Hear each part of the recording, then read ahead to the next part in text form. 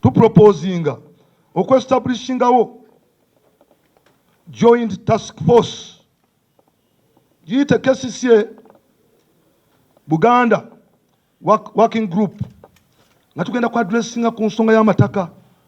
Working group eyo ng'ekola ku butale, working group eyo ng'ekola ku by'obulambuzi. Babadde bakiwa biliyoni 7 n'obutundutundu obugwamu sipiika wange akimanyi. Guno gwokka gwe mulundi gwe batuwaddeko triliyoni 1 ne miliyoni nga 5 zibatusuubiza, naye ate ne zibasuubiza oluusi tebazituukiza zonna zitu. Kakati bye tuba tupulaniza okukola ne bitakolebwa lwa gavumenti oba oluusi butalaba Kampala nga economic hub ng'eddiro lya Uganda. Tuswala ge mazima.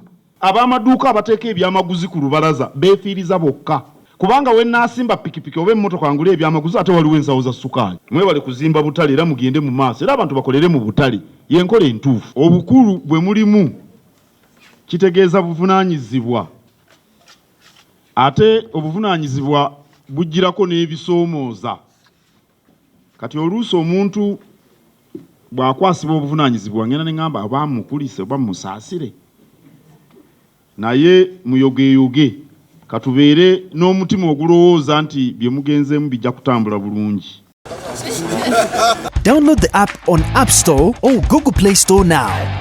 Vision Digital Experience, the future of media.